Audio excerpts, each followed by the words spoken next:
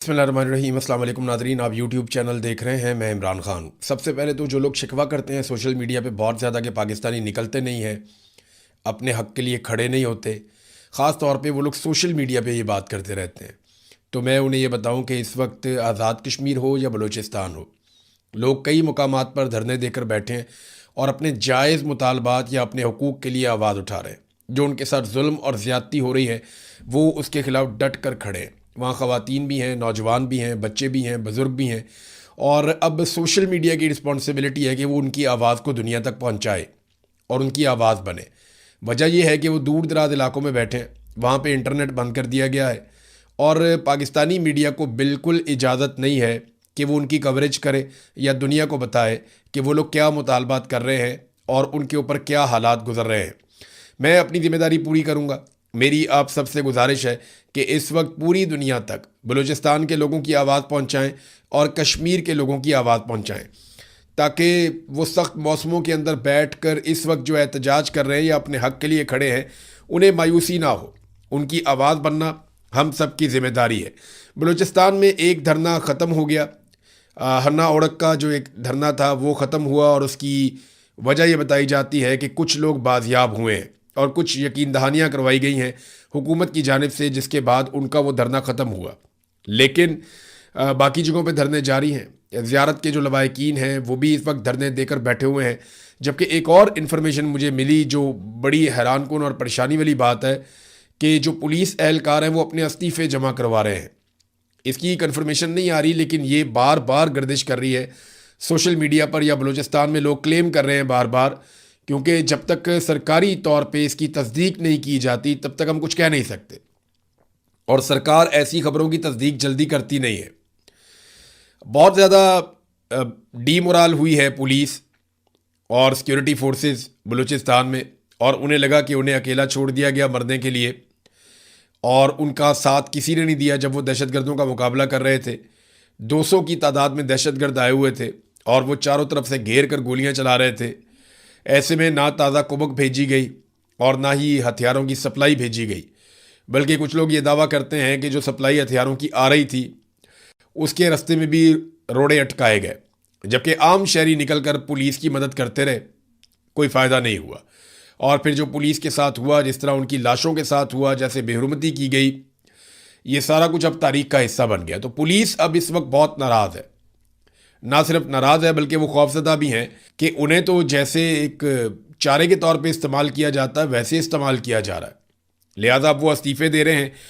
अलग अलग इत्तलात आ रही हैं, कभी तस्वीर लगाकर बताया जाता है कि ये पुलिस वाले इन्होंने इस्तीफ़ा दे दिया, कभी कोई डॉक्यूमेंट दिया जाता है कि ये पुलिस वाले इन्होंने भी रिज़ाइन कर दिया। अब सरकार इसके ऊपर क्या हिकमत अमली बनाती है ये हमें आने वाले दिनों में पता चलेगा। लोग काफ़ी नाराज़ हैं बलूचिस्तान में। वो इस वजह से भी नाराज़ हैं कि हमारे वसाइल के साथ, यानी हमारे पैसे पे लिए हुए कीमती जहाज़ों पे बैठकर शहबाज शरीफ और फील्ड मार्शल कोयटा आए, लेकिन उन्होंने हमारी बात ही नहीं सुनी, हमारे शिकवे हमारे गिले सुने ही नहीं। तो इस बात के ऊपर उन्हें काफ़ी तकलीफ़ है। जो वज़ीर दाखिला है, जिसको इस वक्त बलूचिस्तान में होना चाहिए था, वो वर्ल्ड टूर कर रहा है, कभी अक़वाम मुत्तहिदा के अंदर, कभी कहीं पे, कभी कहीं पे। फिर ज़ोदान ममदारी से मुलाकात करनी है अमेरिका में, जो न्यूयॉर्क का मेयर है, उभरता हुआ लीडर है और बहुत तगड़ा सियासी लीडर है वहाँ पे अमेरिका में, और बड़ी मकबूलियत है उसकी पब्लिक में। उससे भी मुलाकात के लिए दावे किए जा रहे थे, वो मुलाकात तो कटाई में पड़ गई। उसकी वजह यह है कि मोहसिन नकवी के बारे में पाकिस्तानियों ने अमेरिका में बाकायदा ये ट्रेंड चलाया, और अमेरिकन सरकार को तो वो नहीं कायल कर सके क्योंकि वहाँ पे डोनाल्ड ट्रंप है, उसको कोई फ़र्क नहीं पड़ता। लेकिन ज़ोहदान ममदानी जो हैं, जो मेयर है न्यूयॉर्क का, उसकी टीम के साथ रब्ता किया, उन सबको टैग करके बाकायदा कंपेन चलाई। इसमें कुछ डॉक्टर्स हैं, वो बड़े इंपॉर्टेंट रोल प्ले करते रहे। उसके अलावा कुछ सहाफ़ी भी हैं, वकास अहमद साहब भी हैं। वो लोग ये लिखते हैं कि अगर आप मोहसिन नकवी जैसे फाशिस्ट आदमी से मुलाकात करते हैं तो इसका मतलब है कि आप उन लोगों के साथ ताल्लुकात बना रहे हैं जिन्होंने मुझ पर दबाव डालने के लिए मेरी फैमिली को पाकिस्तान में अगवा किया और उन्हें नुकसान पहुँचाया। ये काम तो अहमद नूरानी साहब के साथ भी किया गया, शहबाज गिल के साथ भी किया गया, उनका भाई उठा लिया। यहाँ पे जो शहजाद अकबर साहब हैं उनके साथ ये किया गया, अज़हर मशवानी के साथ ये किया गया, कई लोगों को खुद अगवा किया गया, कई लोगों की फैमिलियों को अगवा कर लिया गया, कई लोगों के ख़ानदानों को दरबदर कर दिया गया। तो ये सब की कहानी है। तो अब जो इन्फॉर्मेशन आ रही है, अब तक की इतला वैसे ये बहुत घुन्ने हैं, कोई पता नहीं इन लोगों की मुलाकात हो ही जाए, पूरा जोर और ताकत तो ये लगा रहे होंगे। लेकिन अब तक की जो इतला आ रही है, ममदानी ने मुलाकात करने से इनकार कर दिया और ये दावा किया जा रहा है सोशल मीडिया के ऊपर जो एक्टिविस्ट हैं अमेरिका में मौजूद पाकिस्तानी, उनकी जानिब से, कि जनाब जो एक पहले मुलाकात तय की गई थी वो मुलाकात अब कैंसिल कर दी गई है।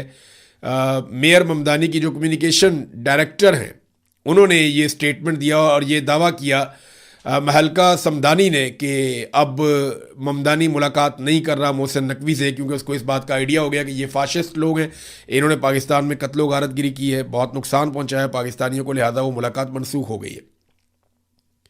वज़ीर दाखिला को इस वक्त होना चाहिए था बलूचिस्तान में, लेकिन वो दुनिया का टूर कर रहा है, क्योंकि आसिफ मुनीर साहब से जो ताल्लुकदारी अजीज़दारी है वो शौक़ पूरे करने के लिए। इस आदमी को शौक़ था वज़ीर आला बनने का, 1 साल तक वज़ीर आला रखा गया।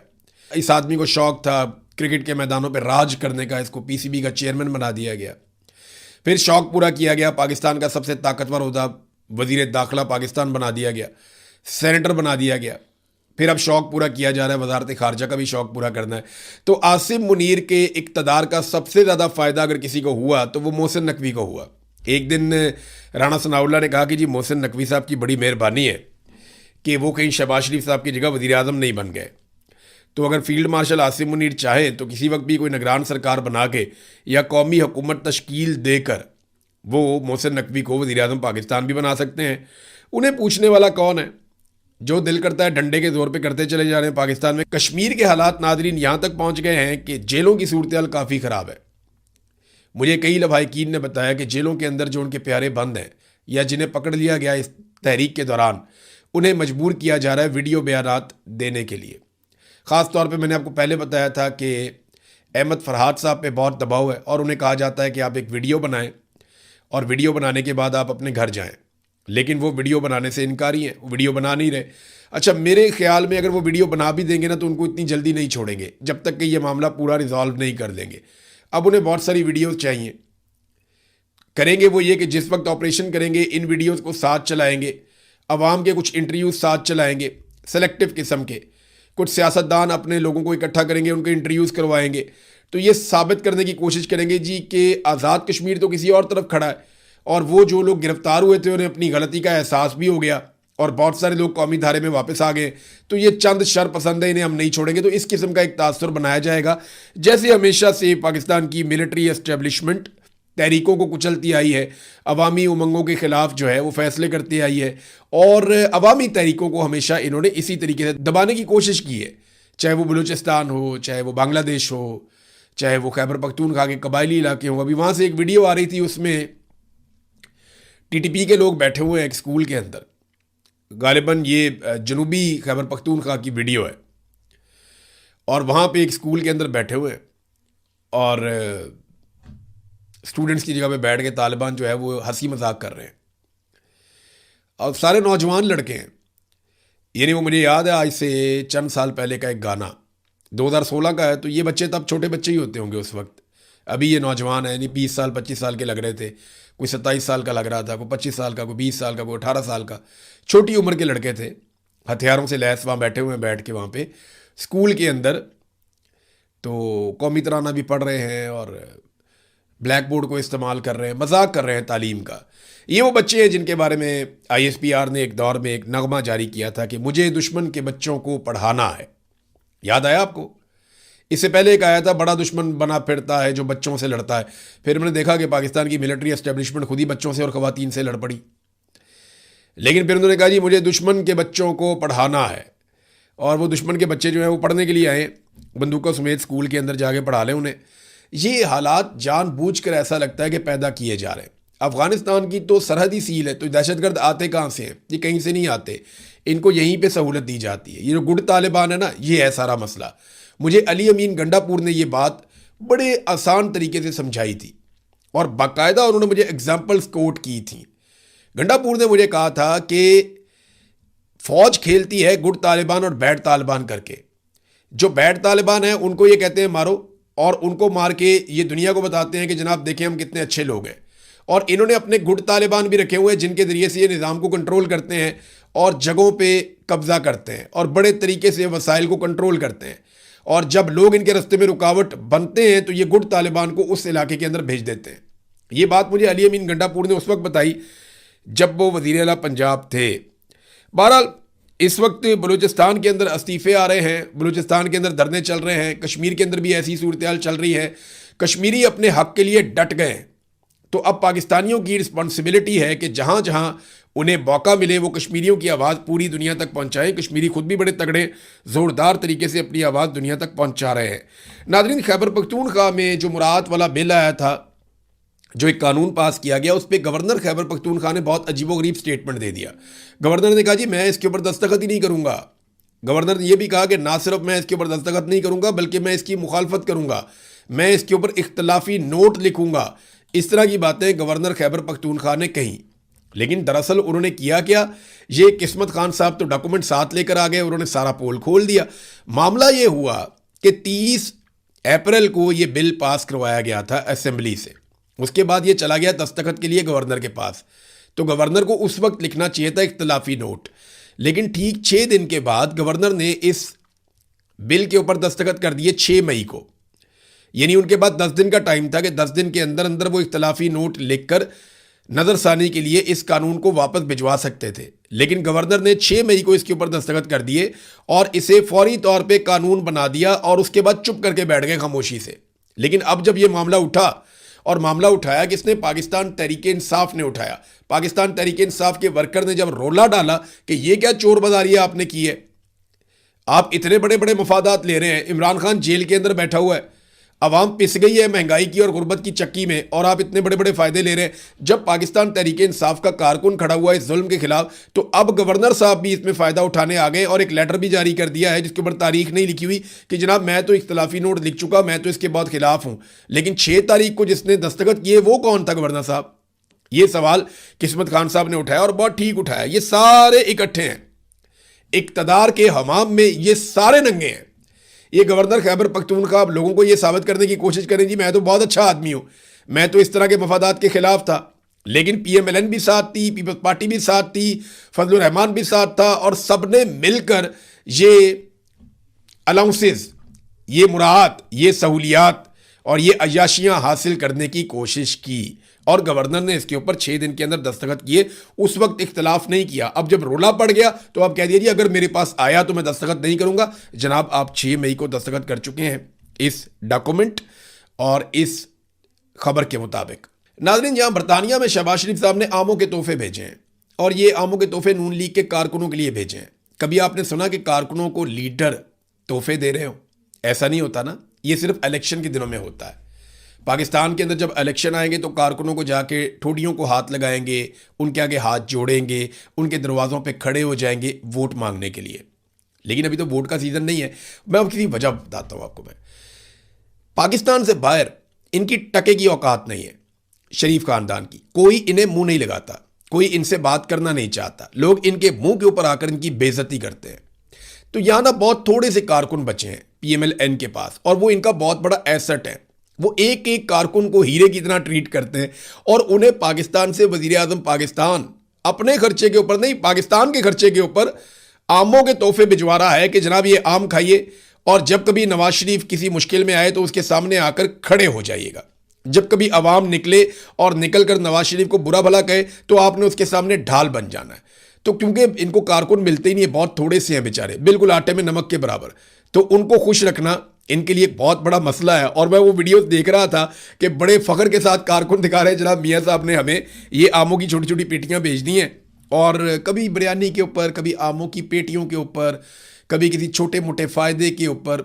ये ऐसे ही बेचारे छोटी छोटी चीज़ों के ऊपर खुश हो जाते हैं।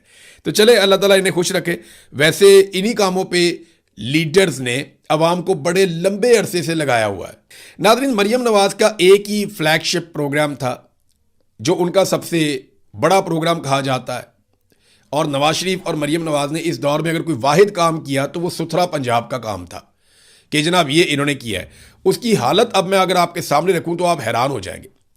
सुथरा पंजाब के जितने भी ठेकेदार हैं, ये प्रोजेक्ट इस तरह से काम करता है कि ठेकेदारों को इन्होंने आगे से ठेके दिए हुए कि आपने फलां एरिया आपकी जिम्मेदारी है, सरकार आपको पैसा देगी, आप उन इलाकों की सफाइयां करेंगे। सरकार आवाम से पैसा इकट्ठा करेगी, सरकार अपने अकाउंट में रखेगी, ठेकेदार अपने अपने इलाकों की सफाइयों की जिम्मेदार होंगे। जब वो ठेकेदार सफाइयां कर देंगे, साथ साथ जो अवामी पैसा सरकार के पास पड़ा है वो उसमें से अपना हिस्सा निकाल के बाकी ठेकेदारों को देती रहेगी। ये है फॉर्मूला सुथरा पंजाब का।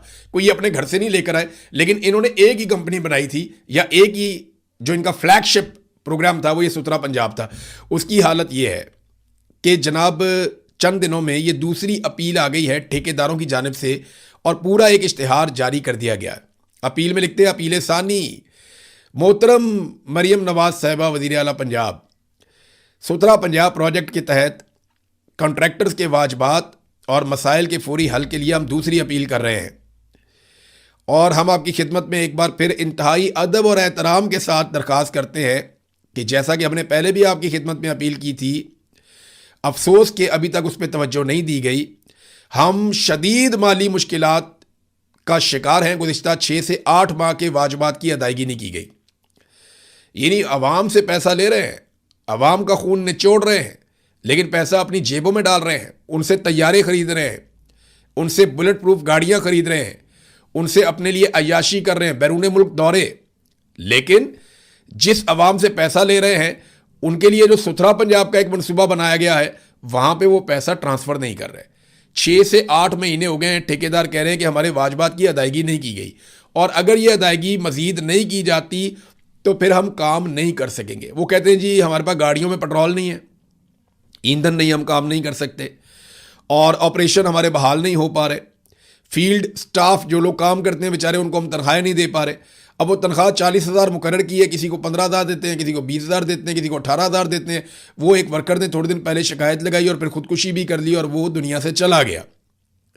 तो वर्करों को तनख्वाहें भी नहीं मिल रही, और उन्होंने कहा जी कि अब हम इमरजेंसी सर्विस फराहम नहीं कर सकेंगे, या सफाई की सर्विस हम फराहम नहीं कर सकेंगे अगर 15 जुलाई तक हमारे वाजबात, यानी अगले 5 दिन के अंदर अगर वाजबात ना दिए तो सफाई सुथराई हो जाएगी बंद। इसके बाद उन्होंने कहा जी हमें अपने अमले की तनख्वाहों की अदायगी के लिए सख्त माली दबाव का सामना है। वो कहते हैं बड़ी मेहरबानी होगी कि आप हमें पैसे दे दें। और ये इन्होंने आगे लिखा कि जनाब जो कंट्रैक्टर्स हैं, बड़ी मेहरबानी आगे तरला मिन्नत ही है सारा। तो एक ही इनका प्रोजेक्ट था जिसके ऊपर ये बड़ा फ़ख्र करते थे, उस प्रोजेक्ट की हालत भी मैंने आपके सामने रख दी। अवाम को नादरीन इन्होंने बिजली का एक बड़ा खौफनाक झटका लगा दिया है। मिसाल के तौर पे ये कैसर शरीफ साहब ने एक ट्वीट किया, जमात इस्लामी से इनका ताल्लुक है। उन्होंने एक बिल लगाया जो 290 यूनिट का है। उसमें लिखा है कि जी यूनिट जो है वो सिर्फ 290 है और बिल जो है वो 55,000 रुपये है। अब ये किस खाते में आया यार? 300 यूनिट तक इन्होंने बिजली मुफ्त देनी थी, 290 यूनिट वाले को 55,000 रुपये का बिल डाल दिया। और ये जमात इस्लामी के कैसर शरीफ साहब ने टीवी के ऊपर और सोशल मीडिया के ऊपर शेयर भी कर दिया। अब आए आप एक और चीज़ पे कि पहले ये होता था ना कि 6 माह तक अगर आपने एक बार भी 200 यूनिट से ज़ायद इस्तेमाल किया तो आप प्रोटेक्टेड कैटेगरी से बाहर चले जाएंगे, यानी आपने 200 यूनिट से कम इस्तेमाल करना है हमेशा। अगर 6 माह में एक दफ़ा भी आप 200 यूनिट से ऊपर गए तो आपको प्रोटेक्टेड कैटेगरी से निकाल दिया जाएगा, चाहे आप 2 यूनिट भी इस्तेमाल करें अगले महीने, लेकिन आपको बिल महंगा आएगा। ये एक इन्होंने तरीकाकार बनाया हुआ था। अब वो जो कैटेगरी है 6 माह वाली वो भी खत्म कर दी गई, क्योंकि बहुत सारे लोगों ने इस बात को यकीनी बनाया कि वो हर सूरत 200 यूनिट से नीचे ही रहेंगे और वो इस कैटेगरी में आ गए और वो इसका फ़ायदा उठा रहे थे। लेकिन अब सरकार ने ये वाली कैटेगरी भी ख़त्म कर दी है और बिजली की कीमत तो वो लगातार बढ़ा रहे हैं, बढ़ाते चले जा रहे हैं। तो आवाम को बिजली का एक के बाद एक झटका लगाया जा रहा है और लगातार लगाया जा रहा है। अब तक के लिए इतनी, अपना ख्याल रखिएगा, अपने इस चैनल का भी। अल्लाह हाफ़िज़।